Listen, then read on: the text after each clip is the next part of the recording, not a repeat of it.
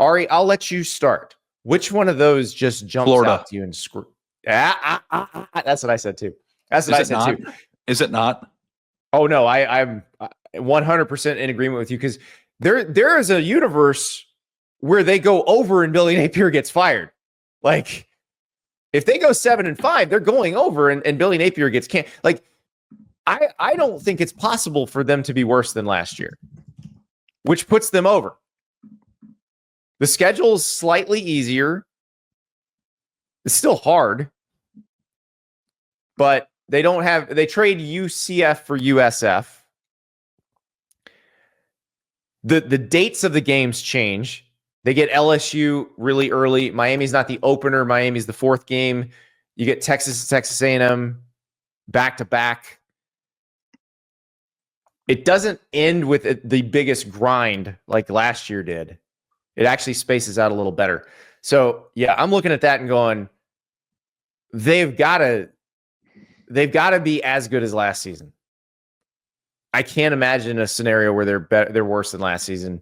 So that feels like a pretty generous one to me. Yeah. That 3-game stretch in the first half of the year, Andy, of at LSU, at Miami, and then home against Texas, who I think we both agree is the number 1 team in the country going into the year, is brutal. Like, there is a legitimate. They have a week between Miami and Texas, though. Okay. I like there's a chance they could be 2-3 going into the A&M game. Like, and it's but I guess if they are 2-3, but there's a chance they could be 2-3 going into the A&M game and still finish 7-5, which puts you over. Yeah, 6.5 is pretty low. And the other thing that stands out to me too is, I don't know, like playing at A&M is tough, right? And that's the 4th game after that 3-game stretch, and then playing Georgia is tough. But like, are Ole Miss and Tennessee going to be as good as they were a year ago? Like, I'm sure one of them will be, but I don't know that Tennessee they will be. Might. I don't know about Ole Miss. Ole Miss definitely not, right? So I do agree with you that their schedule has like lightened up a little bit, and I don't know that I anticipate that Florida State's going to be all the way back. The hope is that there's some improvement there, because it couldn't have gotten worse for them the year ago. And maybe Kentucky's better. That game's in Lexington, so that could be tough. But I feel like they've got a good setup to win 7 games. Like, if they win 7 games, they're going to want to run Billy Napier out on a rail. Like, that's not going to be nearly good enough. Like, this fan base wants 9, 10, 11. Now, I don't know if they're going to get that, but I think that the probability of them going 8-4 or 9-3 is significantly higher than the probability of them going 6-6. Yeah. It's like crazy, because like my anticipation for Florida this year is that they're going to have the best quarterback in college football. And if that comes true, they're not going to go 6-6, right? Like, especially because they're going to get 2 easy wins out of the gate. Like, they're going to start 2-0, and then all they have to do is win 5 of their last 7 games. Or sorry, that's the worst math I've ever done in my entire life. 6. 6 of their last 10 games. Yeah, 6 of their last 10. Or yeah, they went. Sorry, 5 of their last 10. 5 of their last 10. You're a bad at math podcast. But I'm saying they just have to play after they start off 2-0. They just have to play 500 football, and I think that's a pretty reasonable ask, especially considering the fact that there are a few games in the SEC there. Like, I mean, they should beat Mississippi State next year, right? Like that's they should beat Mississippi State. They probably should beat Kentucky unless Kentucky's improved dramatically. The A&M game should be a toss-up. They got killed by A&M last year at home, and now they go to Kyle Fields. Look, A&M I think is going to be pretty good. I love Mike Elko. And they should be more competitive with Miami next year, right? Like, I think Miami's an interesting team. Right. I don't know that Miami's going to be as good as they were, but that game's an away game. Now, look, it's at Hard Rock Stadium. What's that going to be? 50% Gators fans? More than 50% Gators fans? Yeah, probably. I don't know. LSU seems like a beatable team at the moment. But at LSU is going to be tough. I can tell you that right now. That's going to be a huge game for LSU. And we're going to have to delve into LSU this offseason, because Brian Kelly needs to have a good year this year, because the expectations at LSU are national title or bust every year. And So he keeps winning 9 or 10 games, which is great, but it's still not good enough for them. But the Florida thing is just like, as soon as I saw that, it jumped off the page. Let me tell you another one that I found very interesting, and it was kind of during doing my top coaches list. So you've already released your top 25 coaches. Mine is coming out on Thursday. And on Thursday's show, we will be talking about why we put these coaches where we put them, and we're arguing about who's where. Jeff Brom, spoiler alert, is on my list somewhere. Louisville's 8.5. And you may go, well, that's kind of high. I don't know if it's that high. This is the guy who got Purdue to the Big Ten championship game. He had Louisville in the ACC championship game his first year there. Their schedule lightens up. It's still hard in places because they do have to play Clemson and SMU and Miami, which as ACC schedules go, that's a kind of a tough draw. They do not have at Notre Dame this year like they did last year. Remember, they won at Clemson last year. They played SMU very close. Beat the crap. They played Miami okay. So 8.5 seems like a lot. I feel like this is a fairly easy over. Yeah, well, you're removing any ability to lose a game you shouldn't lose. That's what that is, right? Right. But I think they're going to win at least one of those. They probably will. I think they're going to win at least one of the ones that we would say maybe they should lose. But I actually think they might want to favor in one or two of those, depending on how they come out. Yeah. I mean, yeah, that was an omission that I had on my list that ran on Tuesday. And there were a few. I made the mistake of going through and reading the comments. Oh God, why? Well, the fun thing about this specific exercise, and we can talk about this more on Thursday, Friday, whenever we do it, is there's no way that you can please anyone. Like, everyone's going to be mad. There's no great lists. Like, that's like one of the things of like, you're not pleasing anybody. Right. Because it's not just about who's on it or who's not on it. It's also about where everybody is who's on it. You're wrong multiple ways. Yeah. And I guess the only way that you can be right is if that person's favorite coach is where they think it should be. Number one. Yeah. Yeah. But Jeff Brom was an omission on mine, and I probably made a mistake. Well, so they won 8 last year in the regular season. 8-4 in the regular season last year. I feel like this should be a 9 or 10 win team this year. Now we'll see. I mean, they get Miller Moss in. That's the quarterback they'll be hanging it on. You do wonder at what point are they going to try to home grow a quarterback, but I don't know. I'm excited about that one. Can we talk about Alabama though? It still feels very strange to me seeing a single digit number next to Alabama. Last year was 9.5. Now it's down to 8.5. Like, part of me wonders if this is going to be easy money.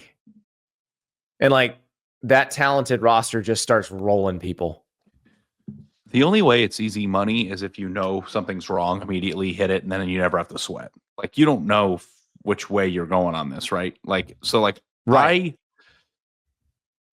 My college football playoff bracket will be out by the time this episode's out. I have Alabama not just making the playoff, but advancing in it. I don't know if that's an easy over for you. I would think that would be an over. I don't know if easy is, because you could be wrong. Well, I was going to say, would you put your own money on it right now? The one that I would put my own money on, I think, is Florida over. Is the Florida right? That one jumps off the page. I might. Yeah, I don't know that I would put my own money on. This doesn't scream out at me of like, this is easy. No, and we don't know. That's why I asked about it, because it's not. This one didn't jump off the page because it looked off. It jumped off the page because it's still strange. You're not used to seeing that. Yeah, that number, because with Nick Saban, it was always 10.5, sometimes 11.5. But always at least 10.5. So I just, it is very weird to see this. is that they lost a lot in the portal, right? But they did sign a really good recruiting class. Absolutely. And they still have a lot of really good players they didn't lose in the portal. I really, really, really, really, really am wary of their quarterback position. And I think it's possible, certainly within the realm of possibility, that by week 8, Keelan Russell is like last year's Lagway. Like that's out there. Yeah. And if that happens, then this is going to go over. But I do think too that like my number one flaw as a person as it pertains to being an analyst of the sport is that I overthink what most recently happened a lot. And I think it's very easy to say, well, Alabama stinks. Kalen DeBoer doesn't know how to coach. They had a bad year. It's going to happen again.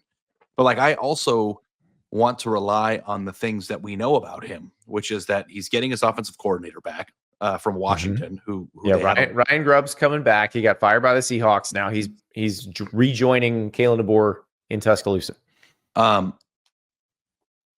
They might have a really, really good quarterback if it works out for them. Maybe it's Austin Mack. Maybe it's Ty Simpson. I don't know. They have a chance to clearly have one of the best receivers in college football, and Ryan Williams. Ryan Williams is back. Like there are the pieces in place at Alabama from a talent perspective, married with a person who I still think is a very good coach. For them to be back. Like I feel like if this bet does not hit, like the entire city of Tuscaloosa is going to be on fire. Yes. All right. Another one that I found very interesting. This one kind of jumped out at me because if this program takes the strides I think it's going to, this should be an easy over, and that is Michigan. Michigan's at 8.5. So Michigan went 7-5 last year with a basically non-functional offense and a really hard schedule, by the way. So basically non-functional offense, hard schedule. Still 8-5, or still 7-5, 8-5 after the bowl game when they were playing basically with their backups against a fairly intact Alabama. And so that tells me Sharon Moore can build a culture. The question is, once he gets the correct roster in, can he win with it? I'm guessing he can. Now, I don't know if it's Mikey Keene or Bryce Underwood starting at quarterback, but I know he went and got the two he wanted, one out of the portal, one signing. There was not all this hemming and hawing about, is Jim Harbaugh going to stay or not? Like, they didn't have to deal with that. So they had a full recruiting cycle, a full December transfer portal window to actually address needs, which they didn't have last year. I think they're going to be fine. I think this is an over. Well, I got some good news and some bad news. All right, go for it. The good news is that they have to go on the road to Oklahoma in the non-conference. That's good news? It's good news for us. That's the bad news. That's the bad news. Okay. Sorry. Yeah. But the good news is that I think beating them is going to be more manageable than playing Texas a year ago. And they also do not play Penn State or Oregon in the regular season. Correct. So like that, to me, it's like a lot of this too, you have to do a little schedule watching with these conferences being, 16, 18 teams. You have to know who, you got to take stock in who they're playing. Yeah. At Nebraska, at USC, Washington coming to them. These are ones you might want to worry about a little bit. Michigan State, because I think Jonathan Smith's a very good coach. Like these are ones you might want to worry about, and obviously Ohio State. But I don't know. They've won 4 in a row. So yeah, that's a free win for them, right? Just twist the knife a little more, Ari. Twist it. Yeah, they can cry into their national championship trophy. We're playing around. But New Mexico, Central Michigan, guaranteed wins. The problem with their Big Ten schedule is that I don't know. You would say Northwestern, Maryland, and Purdue are all guaranteed wins, so you're already to 5. And then you have Oklahoma on the road at Nebraska, who we anticipate will probably be a little bit better than it was last year. Wisconsin, who knows what they're going to be on the road at USC, and they're playing on the road in East Lansing. So they have some like coin flip games they would have to win in that scenario. But I do think that like no matter who their quarterback is, that they will have a far more functional offense next year. Yeah. And do you think they're losing 4 if they have a far more functional offense? I do not.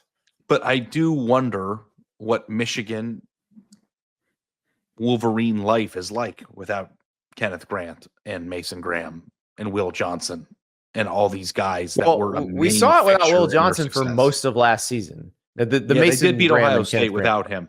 But like, Yeah. I think that like also too, losing those two defensive linemen is about as big of a loss as any team in college football is going to have to recover from in this offseason. Is that a fair thing to say?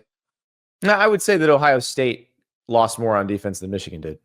No, but I'm saying like if you take two players or one player at a specific position. Very impactful players. Yeah, Ohio State lost their entire team, but I just mean like in terms of like who Michigan was as an identity, a lot of it was wrapped up with those two guys being game killers. And I know bowl games it's hard to replace that. I know bowl games might not mean that much. The fact that in the bowl game they didn't have any of those guys, and they still played their butts off. And Alabama, again, like I said, was mostly intact. Like most of the guys who missed the game for Alabama missed it because of injury, and they like those guys who were backups at Michigan look like they're ready to step in and be starters. Oh yeah. No, Michigan's going to be a good team. But going to 9-3 with some of the games on their schedule, like it's I think that number is exactly where it should be. Yep. Well, I say we save another batch of these and talk about them next week because it's like leftovers. Yeah. Well, the North Carolina Belichick one, there's a whole Belichick conversation we need to have, and we got Dion maybe in there. Do that in New Orleans on Friday since we will be kind of merging with or colliding with the NFL. Like, there's a conversation to be had around Belichick, or maybe it's during our coaches ranking conversation because you had him very curious where you're somewhere. I had him somewhere. Yeah. So I think that is a fascinating conversation to have because North Carolina's at 7.5 wins. And I'll give you a little spoiler alert for that conversation. Like if you look at their schedule, because you're probably going to go, oh God, they they put 7.5 just because of Bill Belichick. That's an under. Go look at their schedule, guys. Go look at their schedule. Like it's manageable. Manageable might not even begin to describe it. Mac Brown just like, oh God, why couldn't I get the schedule with Drake May? Could I just hang on for one more year to get the schedule? So, Is that the easiest schedule in the sport this year? It's entirely possible. It's entirely possible.